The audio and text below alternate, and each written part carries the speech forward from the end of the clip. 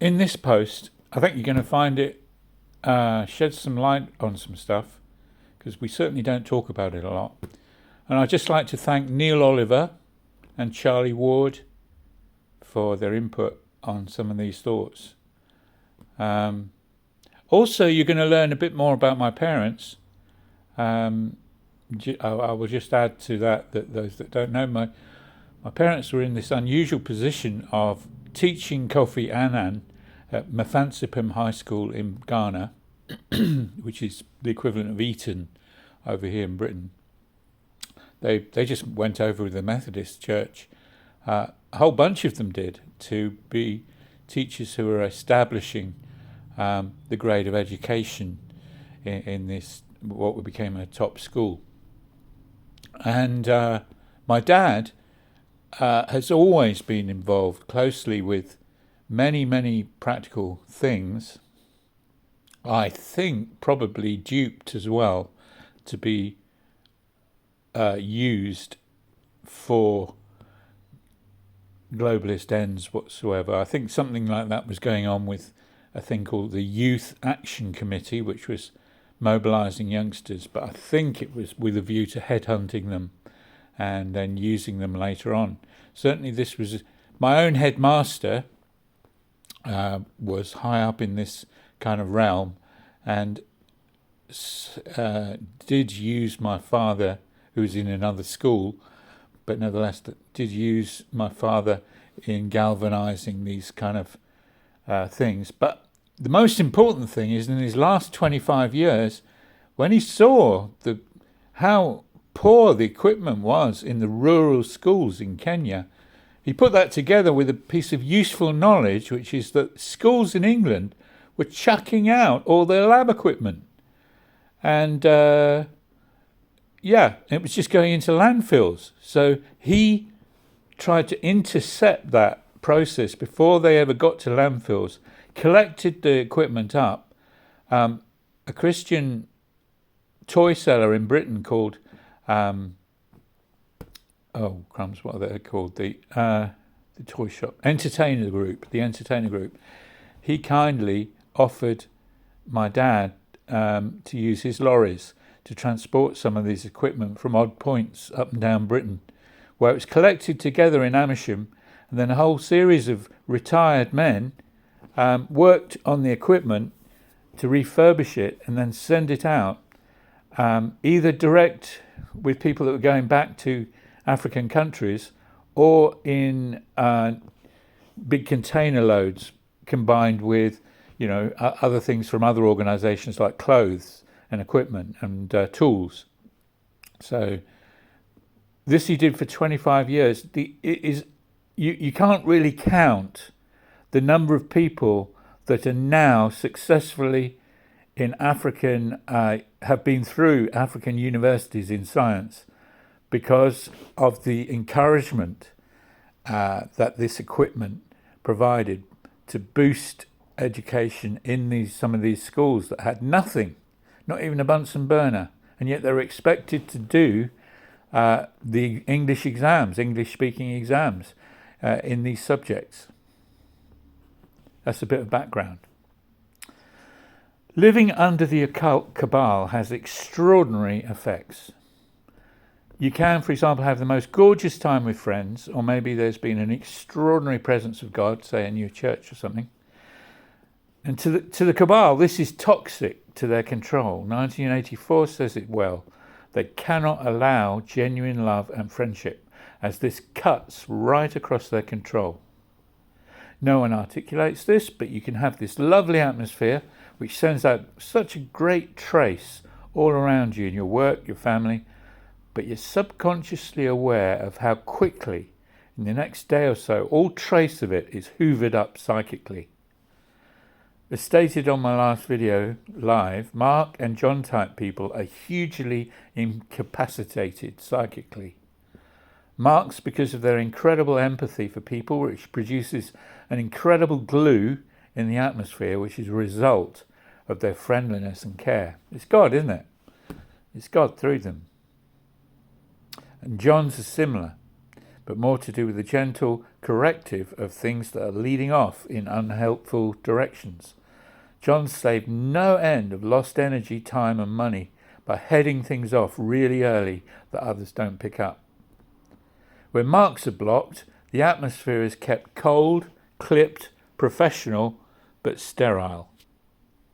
When Johns are blocked, whistleblowing becomes this enormous dance of threatening their employment, threatening prison, silencing, blocking, censoring.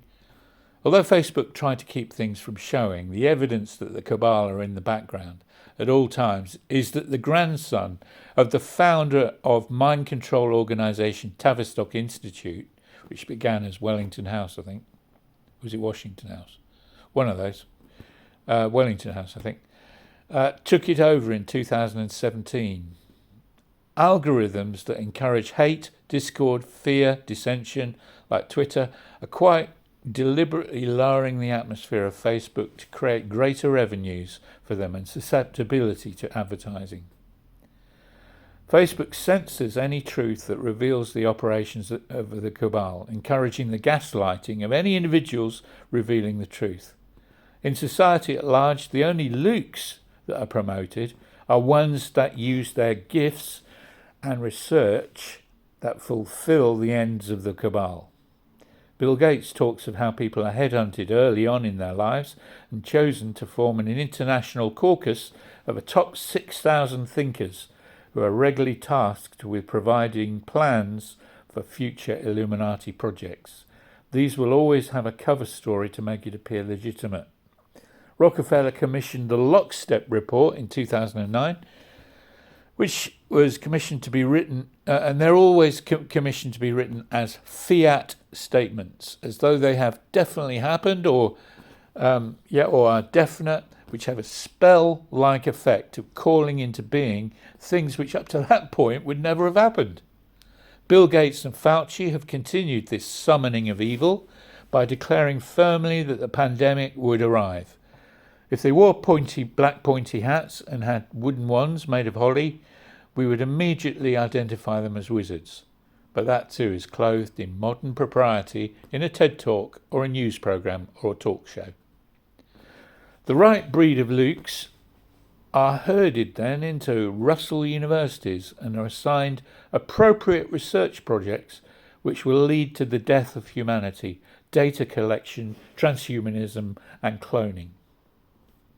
Britain's major businesses are now purely centred around data collection and blood collection under the guise of WHO policies, and these companies are mostly in the Cambridge area.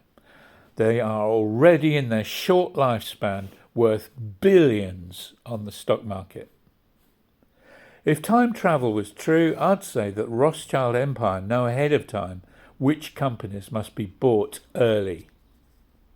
What would give that away are the extraordinary share prices that some companies go for, but normal members of the public at the time have no idea yet why on earth such prices would be paid.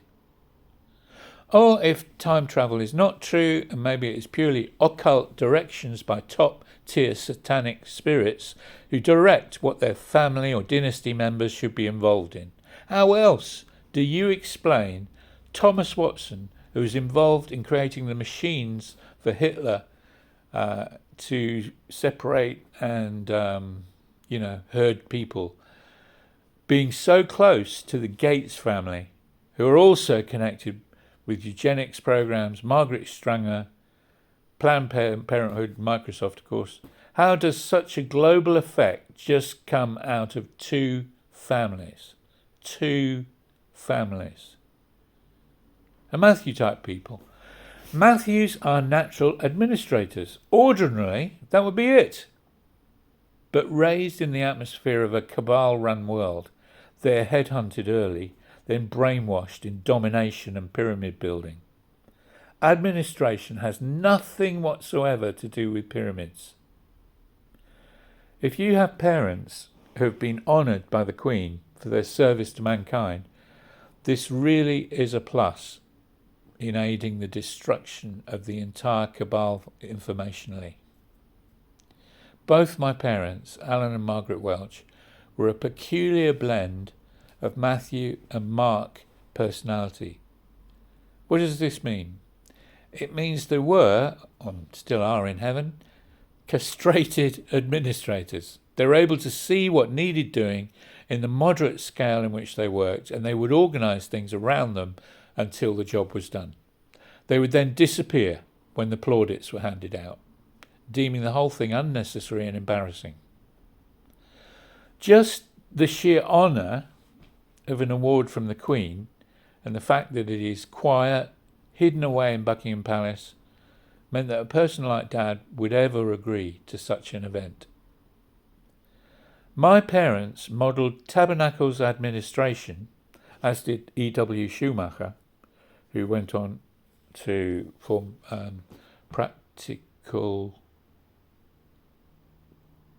I've forgotten the name. Charity.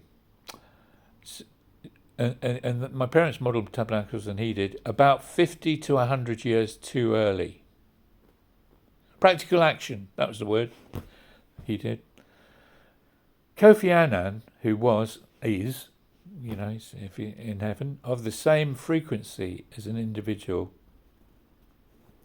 He was of the same frequency as same frequency. Who was of the same frequency as an individual, would quietly take a seat round the table of the Mafansipim and Ghana meetings in London with my father. Tabernacle's administration, or hole in the roof administration, is administration without the Hitler at the top. Although the Cabal try to remain hidden and to disguise their rule behind a Wizard of Oz curtain, they cannot help but twitch curtains. This has been so obvious in the whole of the COVID episode, and anybody whatsoever pointing this out online has had their Facebook accounts frozen and is now on Rumble, Telegram or Truth Social. The list of true investigators is huge now, but one incredible person who has found herself chasing the Lord in equal measure is Caroline Stevens, who may not in fact see this, as she has probably had her account frozen. All media and publishing is owned and controlled. The only books that get published are written inside Genesis 3 programming. Even if the hubris is alluded to in the self-deprecating tone of a Christopher Hitchens or a Stephen Fry, everything they say is actually written inside and further promoting a state of Genesis 3 unbelief, which, as their writings are promoted at the highest level, like Dawkins, helps preserve the Cabal's dominance over the earth by maintaining the low-density frequency here. The foreword, written by Jane Austen to Pride and Prejudice, which both people close to me have alluded to, would simply not be allowed to be published in our current world. Most works made available for study in Exeter University for their English course in 1977 centred in some way around the occult and witchcraft.